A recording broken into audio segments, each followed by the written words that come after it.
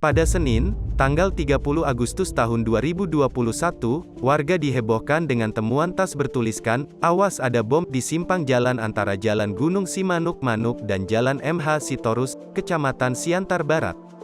Tim penjinak bom langsung melakukan evakuasi terhadap tas tersebut dan ternyata isinya keramik. Terkait temuan itu Kapolres Pematang Siantar, AKBP Boy Sutan Binanga Siregar mengatakan hal tersebut bukan lagi perang, tetapi termasuk tindakan pengancaman dan teror. Tas bertuliskan "Awas ada bom" tersebut ditemukan pada Senin, tanggal 30 Agustus tahun 2021, sekira pukul 15 WIB.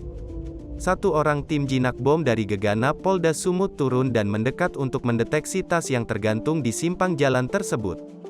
Ia kemudian mengambil tas dan membawanya keluar berjalan menuju tim jinak bom yang menunggu di depan teras rumah tak jauh dari lokasi kejadian. Tim jinak bom kemudian membuka tas dan ternyata isinya sebuah keramik putih yang melekat di pecahan semen.